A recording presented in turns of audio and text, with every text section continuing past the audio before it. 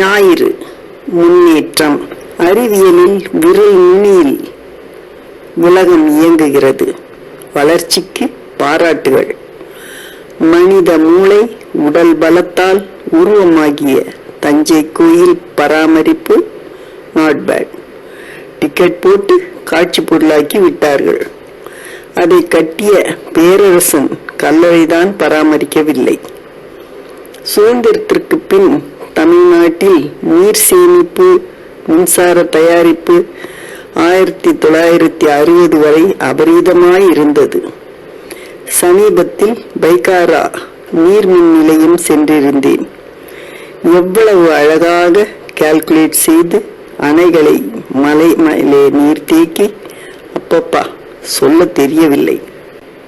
மண் சரியாமல் இருக்க கருங்கல்லால் தடுப்பு சுவர் நிறைய அழுத்தமாக 60 வருடங்களுக்கு மேல் ஆகியும் அவ்வளவு ஸ்ட்ராங்காக இருக்கிறது. அன்று அவ்வளவு மேன் பவர். மெயின்டெனன்ஸ் சரியாக பண்ணி உற்பத்தி பெருக்கினால் தமிழ்நாடுக்கே முழு மின்சாரம் பைகாரா கொடுக்கும் என்று சொன்னார்கள். எனக்கு அதில் அறிவு இல்லை. ஆனால் ஒன்று மட்டும் சொல்லலாம், 1960க்கு முன் இவ்வளவு மின்சாரம் தேவையில்லை.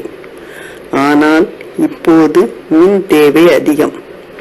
அதற்காக புது முயற்சி இல்லாவிட்டாலும் ஏற்கனவே உள்ளதை பழுதில்லாமல் ஓட்டிட தமிழ்நாடு தன்னிறைவு பெறும். சில இளைஞர்கள் காட்டை உருவாக்குகிறார்கள், பாலையை சோலையாக்குகிறார்கள், நீர் ஆதாரங்களை சரி செய்கிறார்கள். வாழ்த்துக்கள். அதுபோல் நீர்மின் நிலையங்களில் முறைப்படி நீர் தேக்கி மின்சக்தி பெருகிட முயன்றால் தமிழ்நாட்டுக்கு நல்லது.